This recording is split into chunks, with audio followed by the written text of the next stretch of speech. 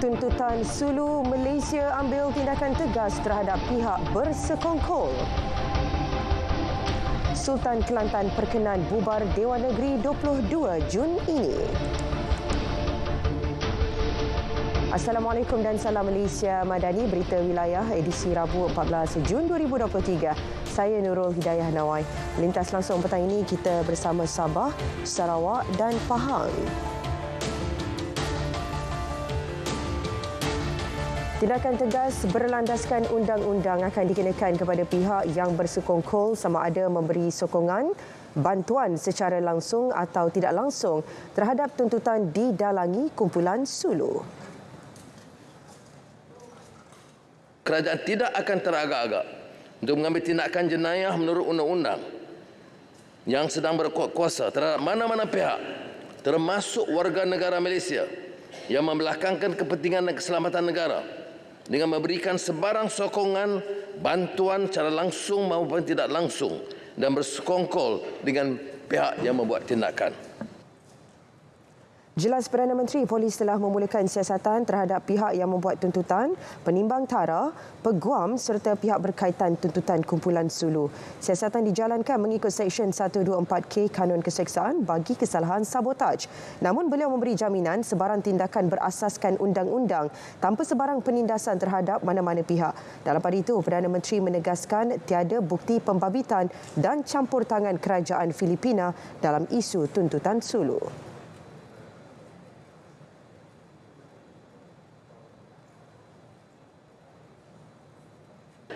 Tidak ada bukti sama sekali campur tangan kerajaan Filipina dalam soal tuntutan ini. Setakat ini tidak ada bukti penglibatan kerajaan Filipina dan ini saya patut tegaskan di sini. Saya juga ada perundingan 2 kali dengan Presiden Marcos Jr., Bongbong, dan perkara ini tentu kita singgung tetapi dia tidak melibatkan kerajaan Filipina. Pembangunan Lembah Wawasan Malaysia MVMV 2.0 di Negeri Sembilan berjaya catat perjanjian dan usaha sama berjumlah kira-kira 15.6 bilion ringgit setakat ini. Perdana Menteri Datuk Seri Anwar Ibrahim optimis kemasukan pelabur bakal sediakan peluang pekerjaan dan perniagaan berkualiti, seterusnya memacu ekonomi negara dan mengembalikan kedudukan Malaysia sebagai destinasi pelaburan utama rantau ini. Pembangunan MVV 2.0 di kawasan seluas 53,411 hektar meliputi Seremban dan Port Dickson. Antara projek terlibat ialah Lembah Aero Angkasa NSAV dan Lembah Kenderaan Tanpa Pemandu UVV. Perancangan pembangunan dilaksana secara bersasar berlandaskan kedudukan persekitaran sedia ada. Teks ucapan Perdana Menteri dibacakan timbalannya Datuk Seri Fadilah Yusof. Mewujudkan Lembah Aerokasa NS ataupun NS Aerospace Valley NSAV untuk dijadikan sebagai pusat industri pembuatan kapal terbang yang mensasarkan pusat pemasangan kapal terbang ataupun final assembly line yang dilengkapi dengan supply chain ekosistem bersebelahan lapangan terbang antarabangsa Kuala Lumpur KLIA, bahkan melonjakkan penguasaan Malaysia di dalam industri ini yang pada masa kini sekitar 5%. Dalam pada itu, 4 kementerian akan meneliti inisiatif pelaburan di kemuka Kerajaan Negeri Sembilan. Ini bagi menyokong pembangunan MVV 2.0 yang disifatkan selari usaha Kerajaan Persekutuan untuk lestarikan pertumbuhan ekonomi di negeri berkenaan. Kementerian terlibat ialah Kementerian Pengangkutan, Kementerian Kerja Raya, Kementerian Sumber Asli, Alam Sekitar dan Perubahan Iklim serta Kementerian Pelaburan, Perdagangan dan Industri. Kenaikan kadar allowance sara hidup ESH pelajar tajaan Jabatan Perkhidmatan Awam JPA disambut baik. Inisiatif bukti keprihatinan kerajaan untuk ringankan beban mahasiswa. Saya melihat inisiatif ini sebagai satu bentuk keprihatinan Perdana Menteri dan juga kerajaan dalam mendengar rintihan dan suara pelajar.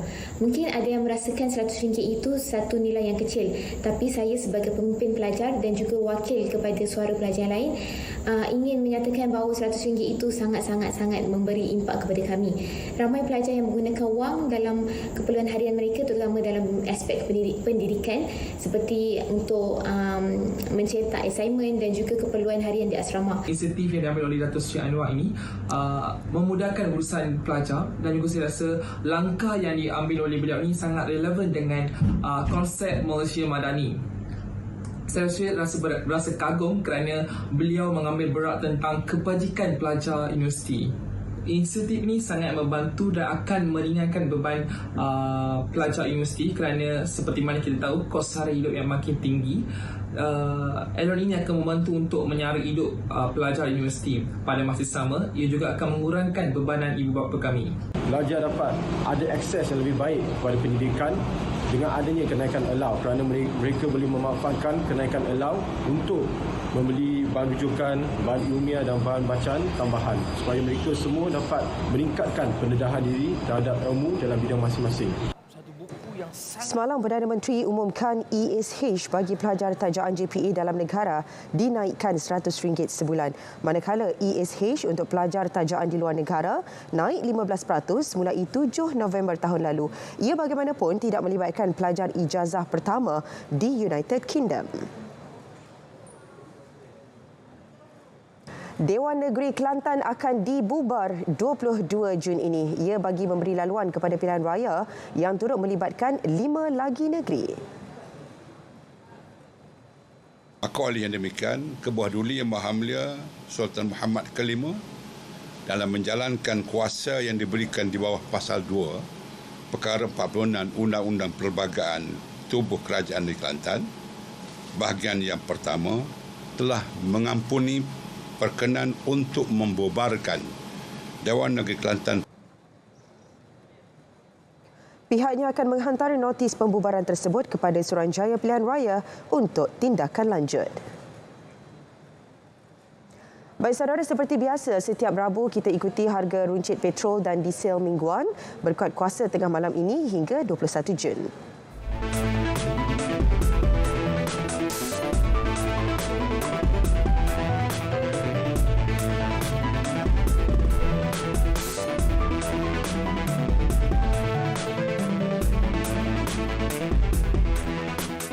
Baik, seperti biasa untuk ramalan cuaca seluruh negara terus saja bersama pegawai Met Malaysia Dr. Anis Nabila Muhammad.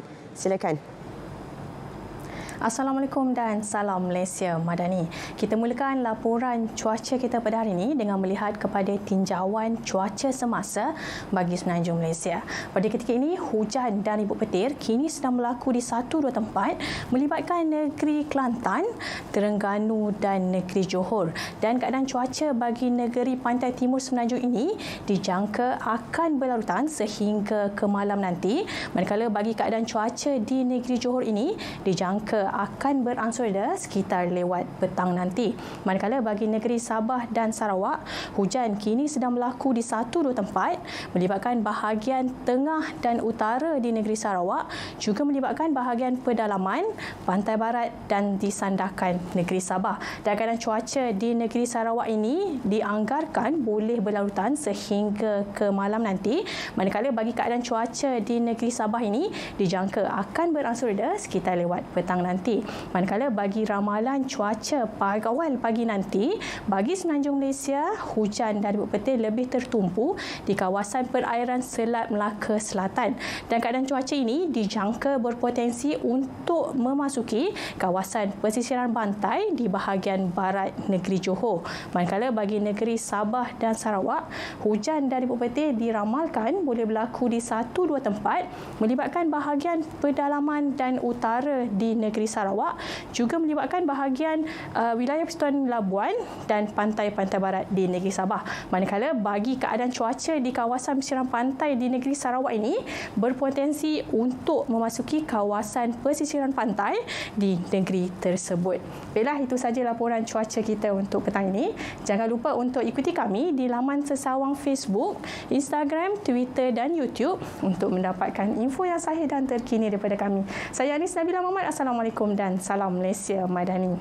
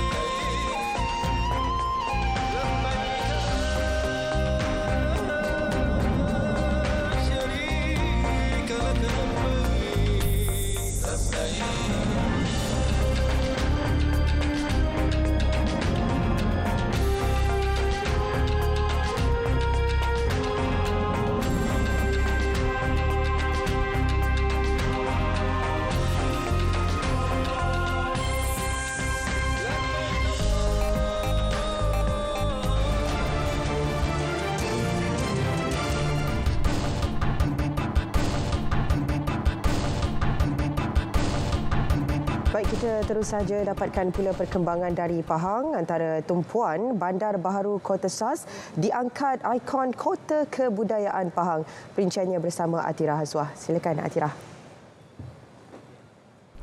Terima kasih. Bandar Kota Sultan Ahmad Shah Kota SARS yang terletak kira-kira 10 km dari Kuantan bakal menjadi bandar baru moden berorientasikan hub pengangkutan dan komersial.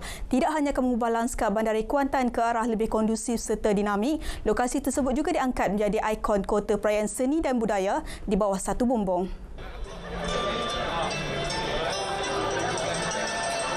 Menurut Pengarah Kota SARS, Datuk Syahrul Nizam Abdul Aziz, tanggungjawab sosial korporat CSR syarikat membangunkan kota perayaan di lokasi itu adalah bagi mengamalkan konsep penyatuan bangsa menerusi pelbagai aktiviti kebudayaan, kesenian dan perayaan.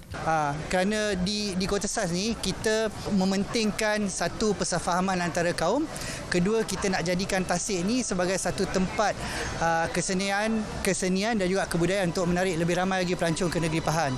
Rakan Strategi Pembangunan Kota SARS, Dato' Ng Chun Cheng berkata, penganjuran aktiviti di lokasi terbabit juga secara tidak langsung dapat mendidik generasi muda untuk memahami budaya dan kesenian bangsa lain. Kita nampak banyak bilang kaum semua ada bercampur untuk menghadiri kan pameran kita. So actually ini ada amat baik kita nampak kelebihan bukan saja rakyat orang Cina saja. Actually kita nampak banyak pemuda-pemuda semua sudah bercampur. Saya rasa ini satu baiklah kelas kita, especially kita negara kita kaum-kaum bersatulah kita nampak. Pertandingan bonsai kebangsaan 2023 baru-baru ini memperlihatkan bahawa Bandar Baharu Kota SARS itu berjaya merapatkan hubungan antara pelbagai kaum menerusi penganjuran sedemikian.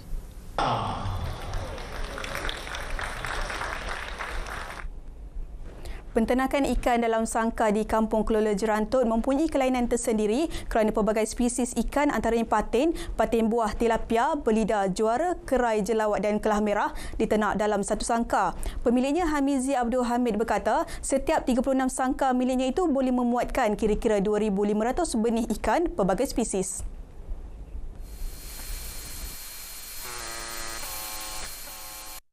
Hamizi yang sebelum ini kontraktor pertanian berkata, projek ternakan ikan itu diusahakannya sejak Disember 2021 dengan modal sebanyak RM200,000. Walaupun tiada pengalaman menternak secara komersial, beliau tekad untuk mencubanya dengan berbekalkan minat dan pengalaman dalam bidang pertanian. Pengunjung-pengunjung yang nak makan ikan segar ni, kita ada menyediakan ikan segar seperti kerai, kelah kan. Sebab dia special situlah sebenarnya di sini. Dia turun sini lah. Ya, dia turun sini boleh dia pilih. Yang besar mana dia nak. Bagaimanapun ketika ini hanya 200 hingga 300 ikan yang membesar dalam setiap sangkar berikutan banyak benih ikan mati antaranya kerana keadaan cuaca yang terlalu panas sekarang. Bagi memastikan ikan yang dijualnya tidak berbau hanyir, Hamizi sentiasa membersihkan sangkar-sangkar ikannya. Ikan air tawar ternakan Hamizi dijual pada harga antara RM22 hingga RM120 sekilogram.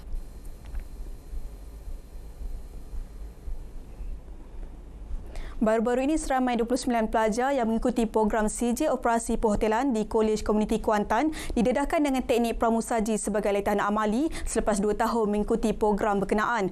Latihan amali itu sebagai persediaan awal sebelum mereka menempuh alam pekerjaan selain memastikan servis perkhidmatan makanan dan minuman menepati standard yang ditetapkan.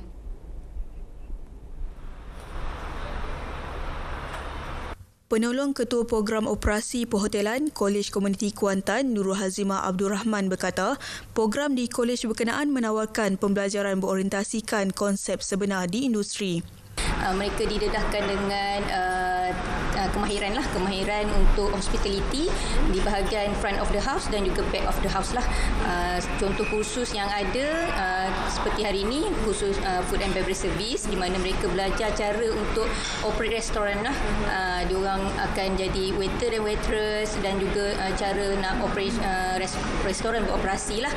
Pengarah Kolej Teknologis Nazri Cih Khamis mengalu-alukan mereka yang berminat dalam bidang kemahiran untuk mengikuti 5 program yang ditawarkan. Program tersebut adalah CJ Teknologi Seni Bina, CJ Teknologi Pembuatan, CJ Operasi Perhotelan, CJ Kulinari dan CJ Teknologi Elektrik. Bagi mana-mana lulusan SPM khususnya yang berminat untuk menyambung pengajian di peringkat sijil di Kolej Komunikasi Kuantan sangat-sangat dialukan. Boleh melalui portal yang disediakan di peringkat JPPKK, Jabatan Pendidikan Politeknik dan Kolej Komuniti. Pelajar yang mengikuti pengajian di kolej tersebut juga akan diberi bantuan kewangan sekiranya layak daripada pihak kolej bagi setiap semester. Kita ada bantuan kewangan pelajar Kolej Komunikasi Kuantan iaitu BKPKK lah, dan di mana kita berikan kepada pelajar kita sebanyak 1,800 per semester selama 3 semester.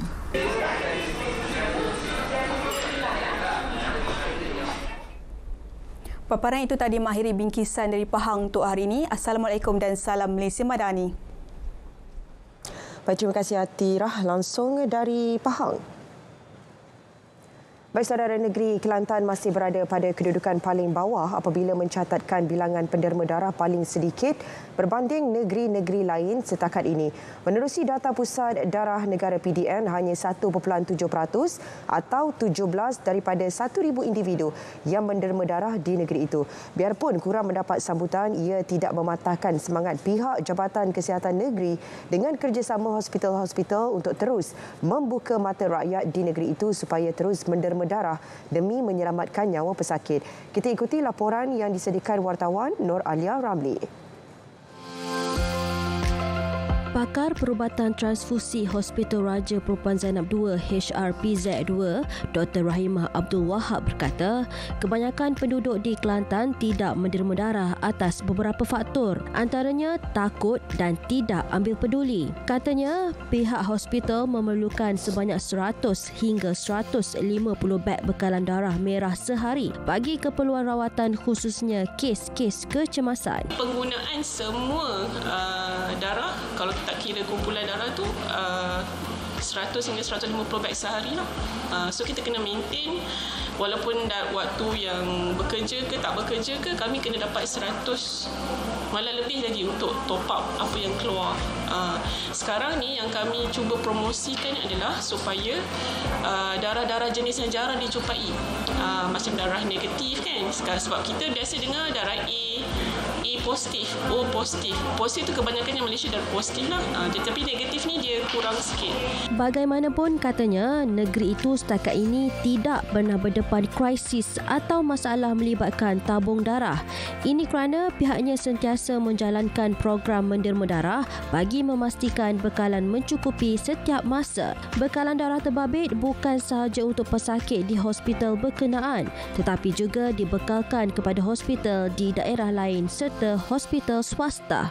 Semasa menderma tu, masa nak cucuk ambil darah tu, rasa jugalah rasa sakit cucuk, tapi bila sebab dia punya masa tu pun tak lama sangatlah, cuma beberapa minit saja untuk satu pain darah tu. Semua yang sihat tubuh badan sama-sama datang menderma bagi membantu pesakit yang memerlukan darah lah. Saya punya syarikat bagi half day ini untuk cari aktiviti kita buat untuk buat apalah.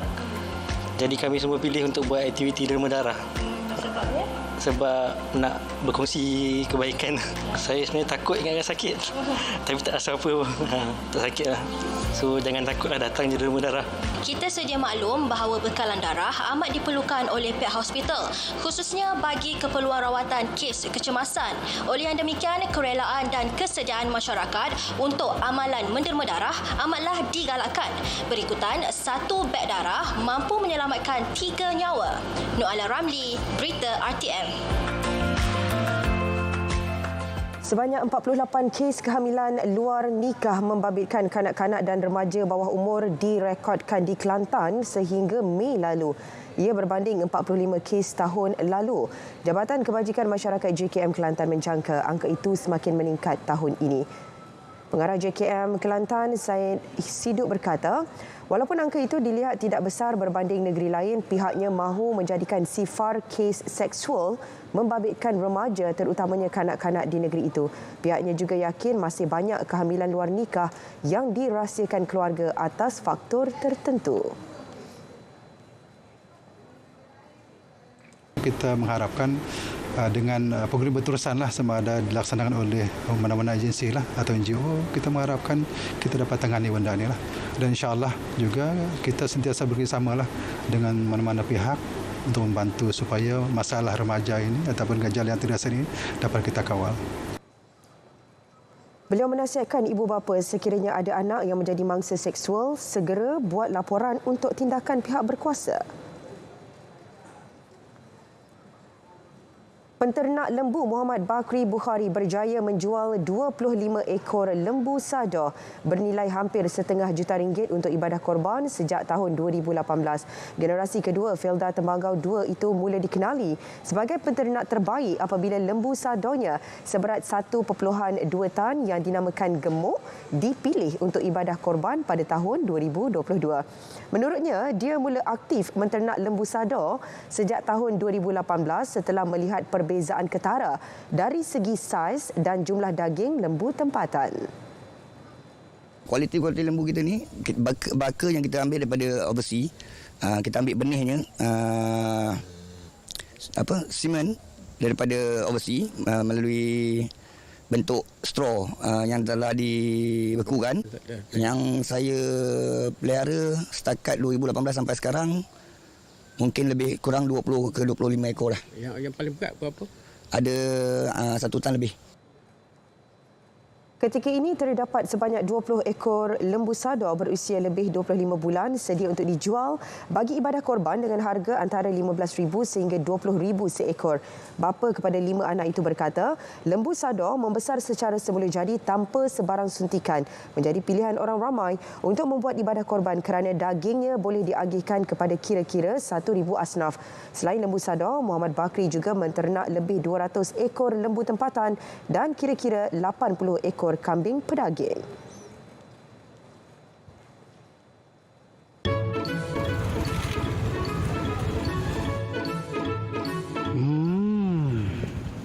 Sedap timikai ni. Carilah. Timikai? Boleh.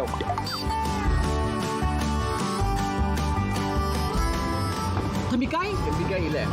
Yelah. Satu. Bang. Okey.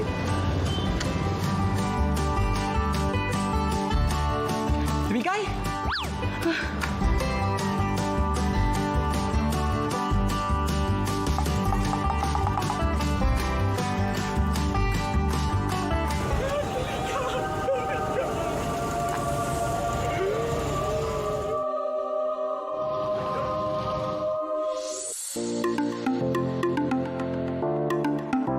Oh, special punya.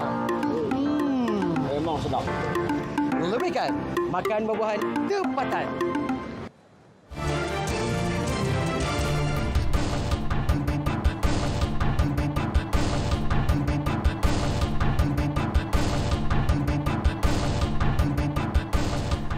Baik, kembali dalam berita wilayah. Raja Pemaisuri Agong Tunku Azizah Aminah Maimunah Iskandariah hari ini berkenan berangkat merasmikan Poliklinik Prima Sejahtera Universiti Islam Antarabangsa Malaysia UIAM di Hub Pendidikan Tinggi Pagoh HPTP. Keberangkatan tiba Sri Paduka Baginda yang juga Ketua Perlembagaan UIAM kira-kira 12 hari tadi disambut Presiden UIAM Tan Sri Samsudin Osman dan Rektor UIAM Profesor Emeritus Tan Sri Zulkifli Abdul Razak. Projek Poliklinik Fasa 1 itu dibangunkan hasil dana tajaan sebanyak 1.8 juta ringgit daripada Yayasan Sime Darby. Poliklinik tersebut menyediakan perkhidmatan kesihatan kepada warga HPTP dan bakal memberi manfaat kepada lebih 10,000 orang menjelang 2024. Pusat kesihatan guna sama itu adalah yang pertama seumpamanya di negara yang mana 4 institusi pengajian tinggi awam di HPTP berkongsi satu fasiliti kesihatan secara bersama. Selepas berkenan melawat pameran pelajar kuliah pengurusan dan bahasa UIAM, Tunku Azizah turut berkenan berangkat menyaksikan majlis penyerahan cek curah daripada Yayasan Sime Darby kepada UIAM di Pusat Konvensyen HPTP. Mahkamah Tinggi Johor baru melepas dan membebaskan seorang kontraktor berusia 53 tahun daripada 3 pertuduhan mengedar 1.91 kilogram dadah di Ulu Tiram 5 tahun lalu. Keputusan dibuat Hakim Datuk Abu Bakar Katar selepas pihak pendakwaan gagal buktikan tertuduh Wong Shi K mempunyai kawalan terhadap dadah yang dijumpai dalam bonet kereta. Fakta bahawa tertuduh memiliki kunci kereta itu tidak cukup untuk mengaitkan dia dengan pemilik dadah tanpa sebarang keterangan lain. Keterangan juga ditolak kerana tidak ikut prinsip undang-undang.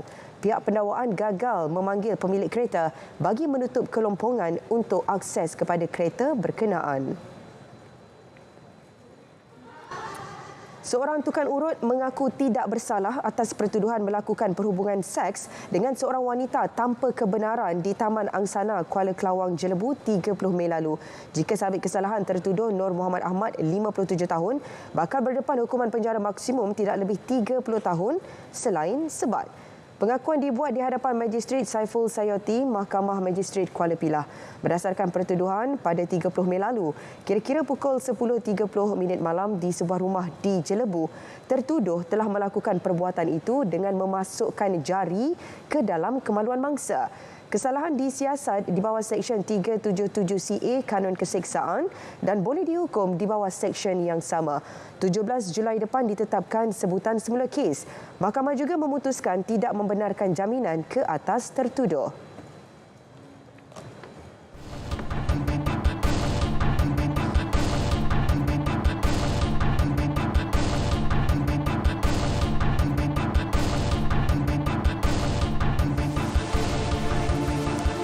Saudara, antara fokus di negeri Bawah Bayu, 2 anugerah utama akan disampaikan dalam Majlis Apresiasi Gerakan Koperasi dan Hari Koperasi Negara.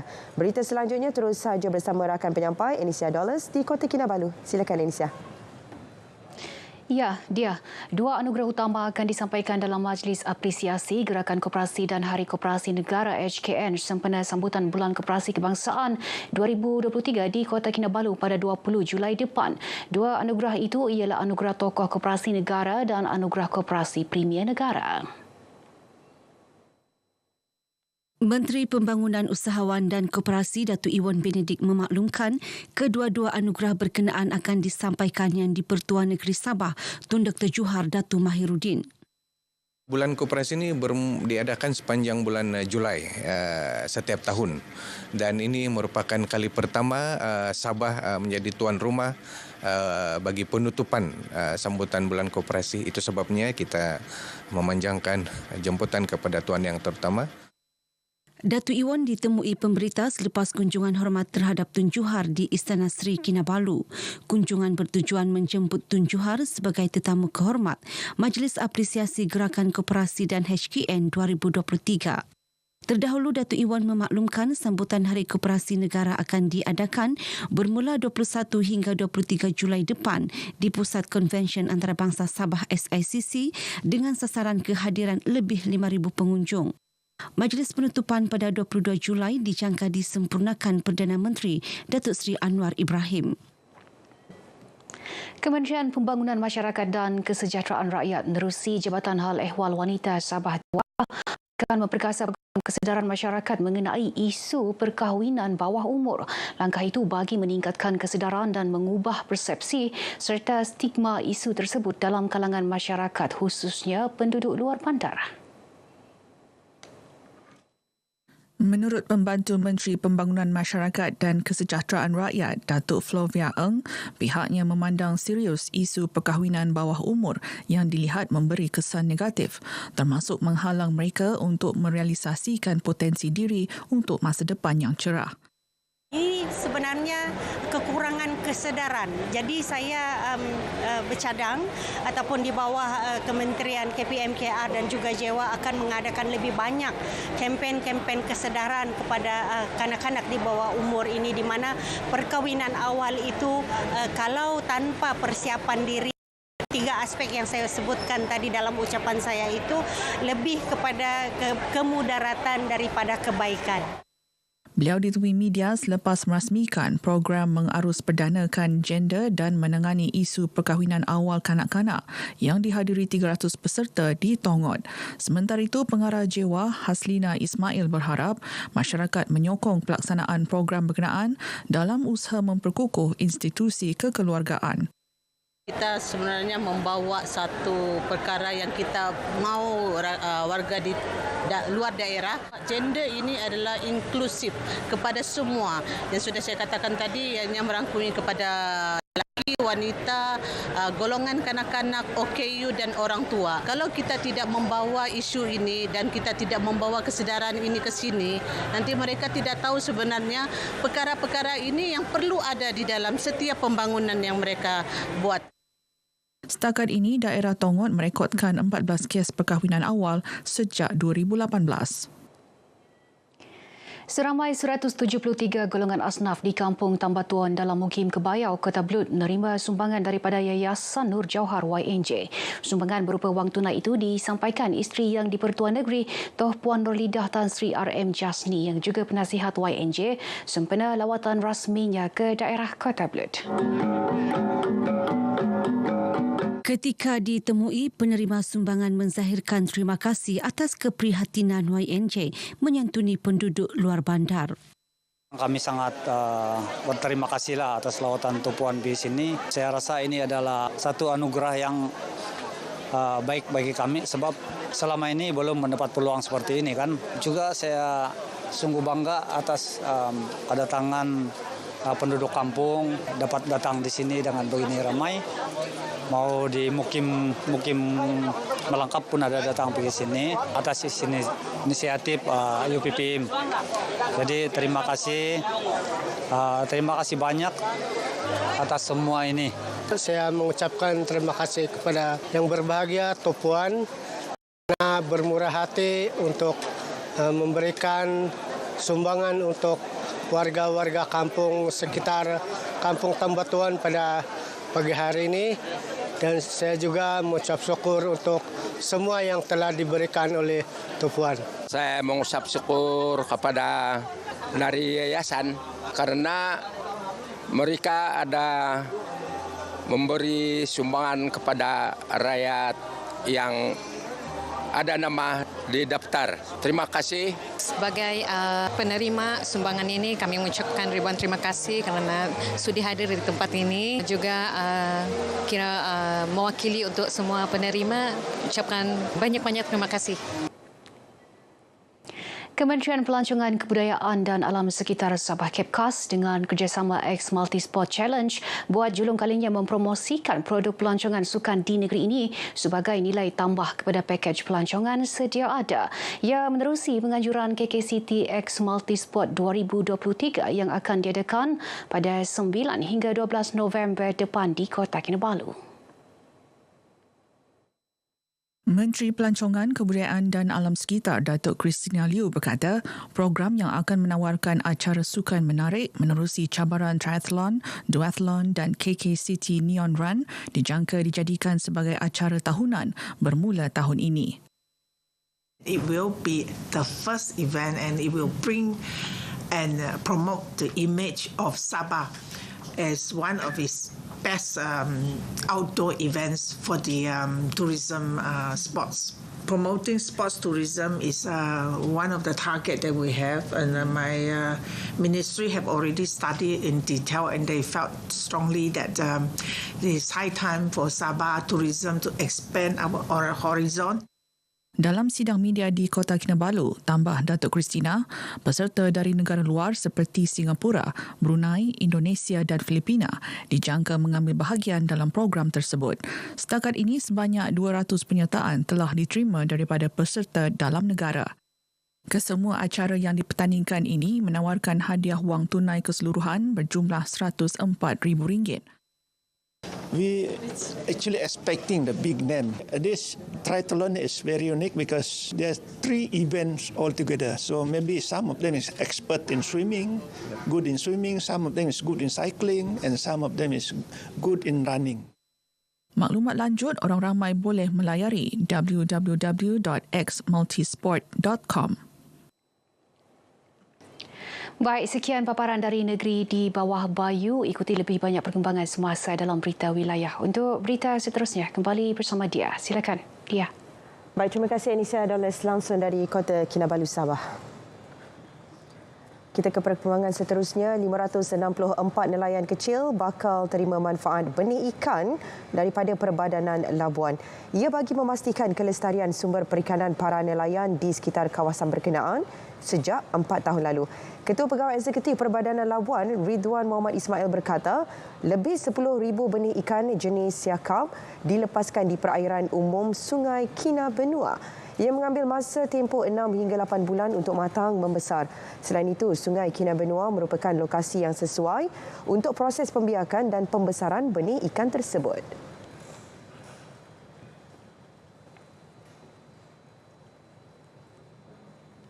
Jabatan Perikanan akan membuat yang dikenali sebagai program inventory, yang mana kita akan memastikan bahawa telah 4 kali program diadakan. Kita akan menyaksikan ataupun melihat dari segi keberkesanan dan juga kita melihat dari adakah keberhasilan terhadap program yang diadakan ini. Jadi kita akan melihat sama ada benih-benih ikan yang sebelum ini kita lepaskan di sana telah pun membuahkan hasil kepada para nelayan.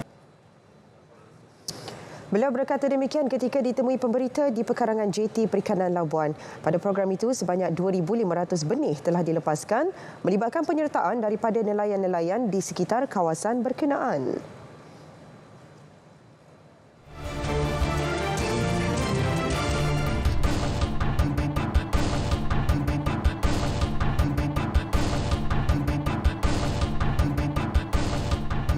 Baik saudara, kita ke Bumi Kenyalang. Antara fokus hari ini mengenai pembinaan empangan dan juga KKR akan senaraikan projek bernilai bawah RM250,000. Perinciannya bersama rakan penyampai Vanessa Mering. Silakan V. Ya, terima kasih Dia. Kerajaan Sarawak tetap meneruskan pembinaan beberapa empangan bagi meningkatkan kapasiti peralihan kepada tenaga boleh diperbaharui. Menurut Premier Sarawak, Datuk Patinggi Tan Sri Abang Johari Tunopeng, ini termasuk empangan terusan di Lawas dan empangan balih di Kapit. Datuk Patinggi Abang Johari Tunopeng berkata pembinaan empangan balih yang bermula sebelum pandemik COVID-19 mengalami kelewatan, namun optimis ia siap menjelang 2026 dan boleh beroperasi dalam 2028. Kita sudah buat keputusan, kita akan membangunkan hydro dam di Terusan. Tapi kita bukan kajian, membuat nyampun apa kata bahasa kita, visibility lah. Beliau berkata demikian kepada RTM selepas menghadiri rumah terbuka Gawai Dayak Menteri Kerja Raya Datuk Seri Alexander Nantalinggi di Green Heights, Kuching. Sementara itu, Datuk Seri Alexander ketika ditemui pada majlis tersebut memaklumkan Kementerian Kerja Raya KKR dalam masa terdekat akan menyediakan senarai projek bernilai bawah RM250,000 untuk dilaksana oleh jabatan dan agensi berkaitan.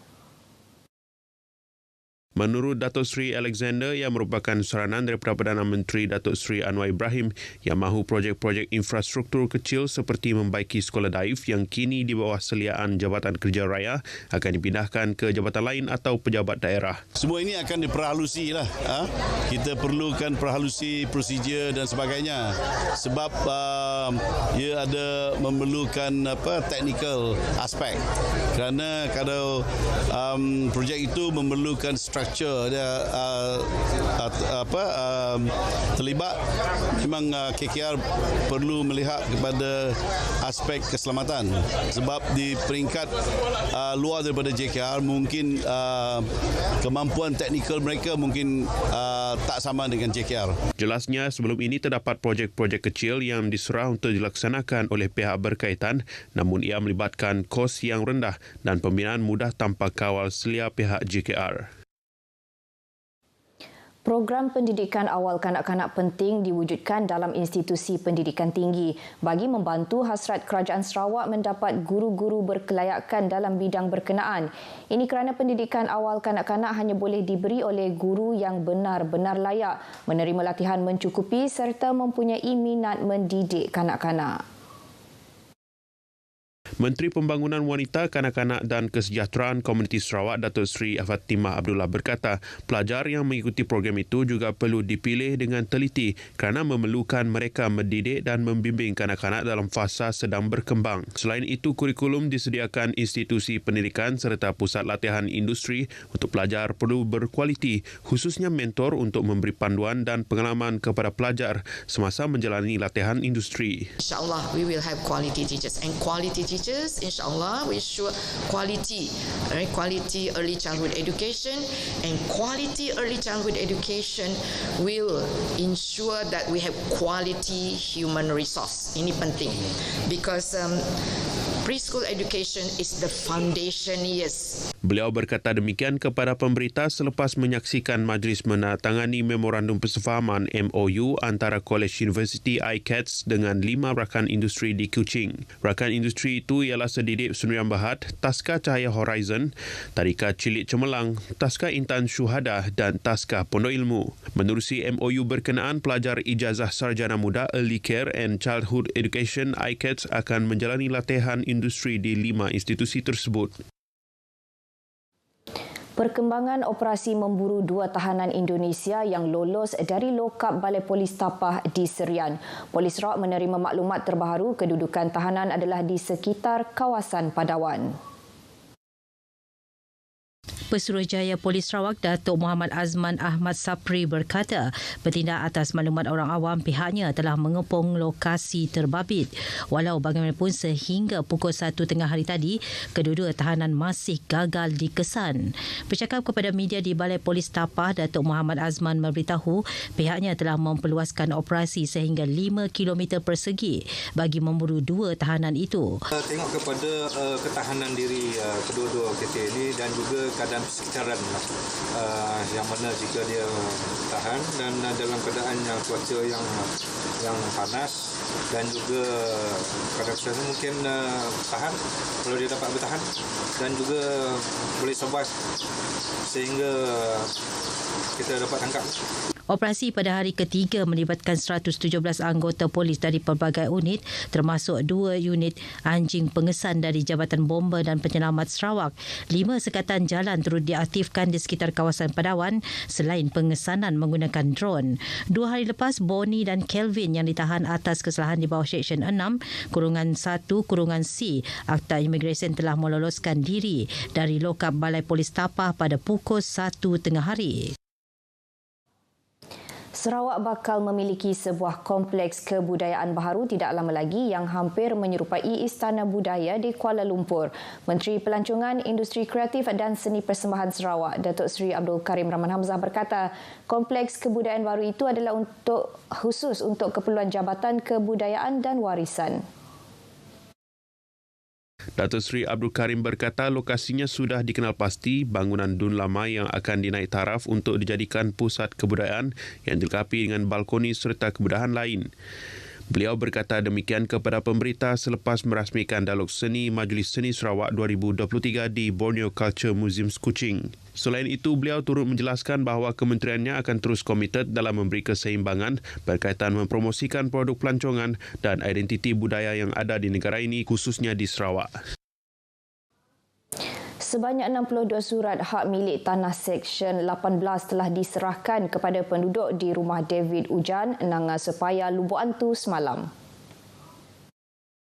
Penyerahan tersebut disempurnakan oleh Timbalan Menteri Perdagangan Antarabangsa dan Pelaburan Sarawak Datuk Malcolm Hussein Lamoh pada program ziarah UKAS at Ngabang Gawai 2023 yang turut dihadiri Pengarah Unit Komunikasi Awam Sarawak UKAS Samuel Simon dan Tuai Rumah David Ujang. Semasa berucap, Datuk Malcolm memberitahu penyerahan surat hak milik merupakan langkah penting dalam memberikan kepastian hak tanah kepada penduduk di kawasan berkenaan. Selain itu, beliau menjelaskan dengan penyelenggaraan program seumpamanya amat memberi makna kepada penduduk setempat terutama para penerima. Program tersebut juga katanya menjadi platform untuk kepimpinan politik, ketua-ketua jabatan serta masyarakat setempat bertukar pendapat, berbincang isu-isu yang berkaitan sekaligus mengukuhkan hubungan kerjasama antara satu sama lain. Justru beliau berharap agar penganjurannya dapat menjadi asas untuk pembangunan serta kemajuan komuniti di Lubuk Antu dan Sarawak secara keseluruhan. Dalam majlis yang sama, Dato' Malcolm turut mengumumkan kelulusan peruntukan bagi Rumah David untuk tahun 2023 sebanyak RM20,000 kepada Jawatan Kuasa Kemajuan dan Keselamatan Kampung JKKK, RM20,000 kepada Ahli Jawatan Kuasa Gerempung Induk, RM20,000 lagi untuk Persatuan Kebajikan Ketua Masyarakat Zon Engkari dan RM150,000 untuk projek transformasi luar bandar RTP. Baik, perkongsian itu tadi mengakhiri berita dari Sarawak. Salam Malaysia Madani, kita kembali bersama dia untuk perkembangan berita seterusnya. Silakan.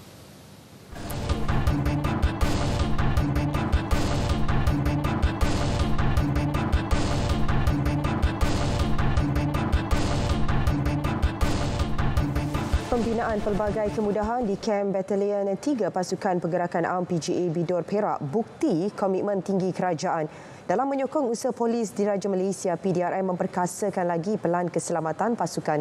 Ia bagi melindungi rakyat serta menjaga keamanan negara selain menjadi mercu kebanggaan buat warga PDRM khasnya dan amnya. Ketua Polis Negara Tan Sri Akril Sani Abdullah Sani berkata, proses menaik taraf semula KAM melibatkan 2 fasa membabitkan perbelanjaan keseluruhan RM322 juta. Fasa pertama siap sepenuhnya pada bulan Ogos 2011 menelan belanja RM69 juta. Manakala fasa kedua mula dilaksana pada 15 September 2008 dengan kos RM253 juta. Sultan Perak Sultan Nazrin Muizuddin Shah berkenan merasmikan kem berkenaan hari ini. Turut berangkat Raja Pemaisuri Perak, Tuanku Zara Salim, dan turut hadir Timbalan Menteri Dalam Negeri Datuk Seri Dr. Syamsul Anwar Nasarah dan Menteri Besar Datuk Seri Saarani Muhammad.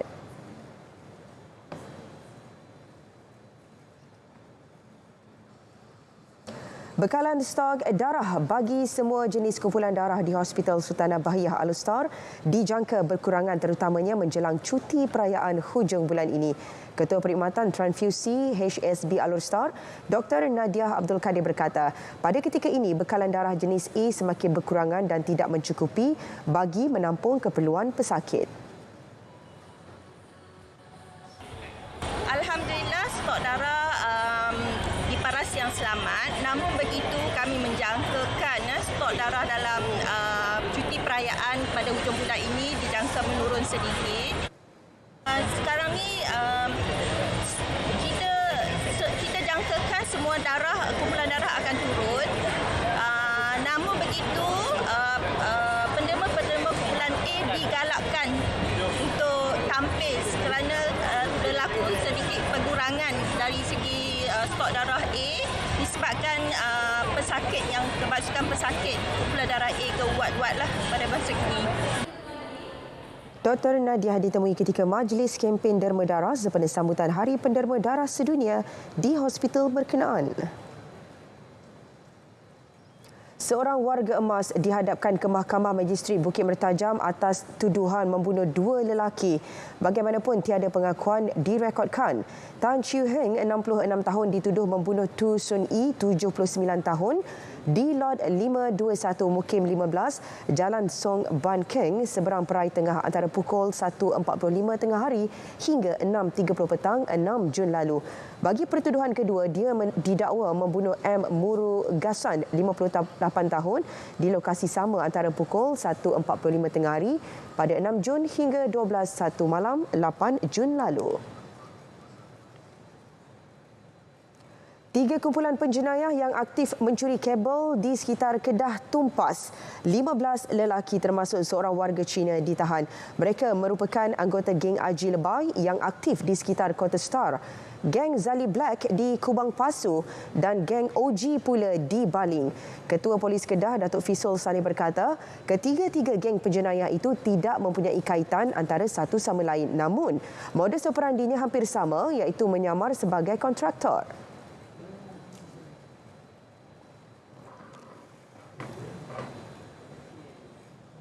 Di setiap daerah kita akan tumpukan. That's why saya kata tadi, kadang-kadang maklumat begini, kadang-kadang kita tak tahu. Dia bertindak seperti petugas, pakai vest, berada di manhole. Untuk mungkin orang kita akan tengok benda tu macam dia ada maintenance. Contoh, tapi sebenarnya penyambung tarbus itu menyeru kepada semua syarikat-syarikat sama ada tenaga nasional ataupun kita punya Telekom Malaysia ataupun mana-mana lagi telco yang secara langsung dia mempunyai kabel-kabel ni. Saya dipahamkan juga melalui apa yang kita tahan di sini tuan-tuan, setengahnya dia dah tahu. Kesemua suspek yang kini direman disahkan positif metafetamin dan memiliki rekod jenayah. Polis sedang buru 6 lagi individu yang masih bebas bagi membantu siasatan.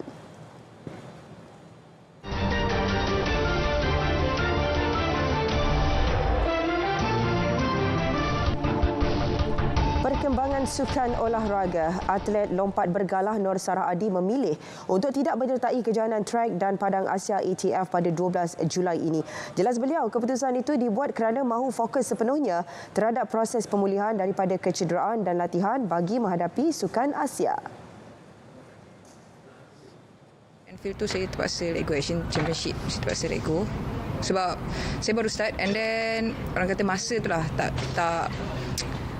tak cukup bagi saya untuk saya tak fully recovery lagi kan, kalau saya suddenly pergi dengan pressure lagi kan, so saya mungkin berisiko untuk injured balik. So saya fokus untuk University Game dengan Sukan Asia akan datang lah. InsyaAllah tempoh tu cukup lah untuk saya recover and then start short run up balik and then serasi dengan pool yang baru akan sampai pun ngam-ngam lah masa tu untuk saya fit balik and then start untuk try galah yang baru untuk saya lebih prepare lah. Menurut Sarah, biarpun mengharungi musim yang agak sukar kerana tiada jurulatih, namun beliau tetap optimis mampu melakar kemenangan pada 2 kejohanan besar yang akan datang. Dalam pada itu, Jerman akan menjadi destinasi buat jaguh lompat kijang negara Andre Anwar untuk menjalani latihan bagi mencapai misi memperbaharui rekod peribadinya. Jelas Andre, latihan di Eropah itu penting untuk persiapannya sebelum menyertai kejohanan trek dan padang Asia ATF Julai depan dan Sukan Universiti Dunia serta Sukan Asia.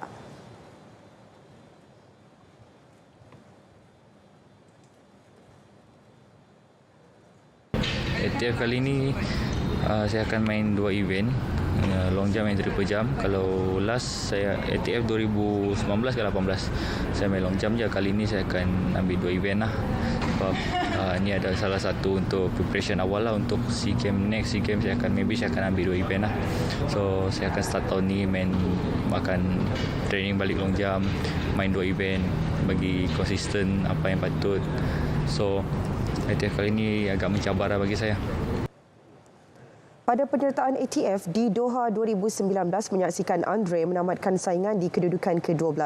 Ketika ini Andre mendahului carta acara lompat kijang di peringkat Asia Tenggara dengan catatan jarak lompatan 16.51 meter.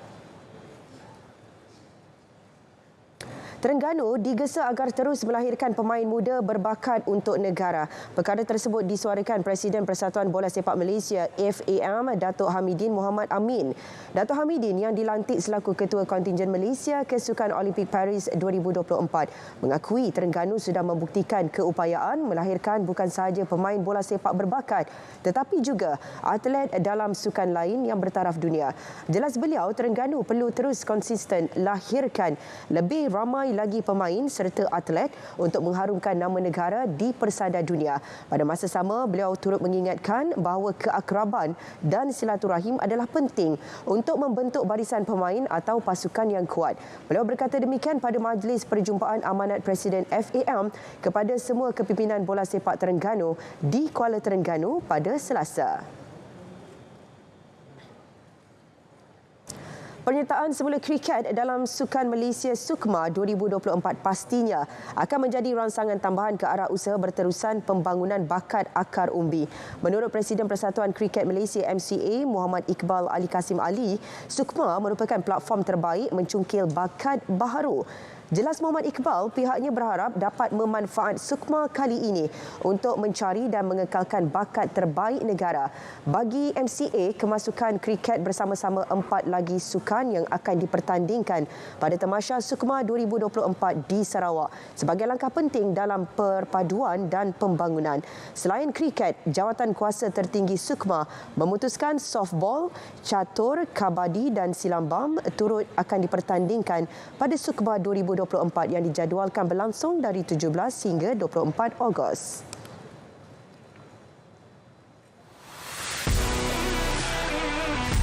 Laporan terkini sukan tanah air dan luar negara di Stadium RTM.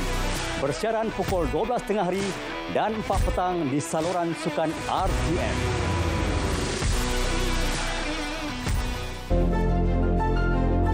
Little knowledge is dangerous.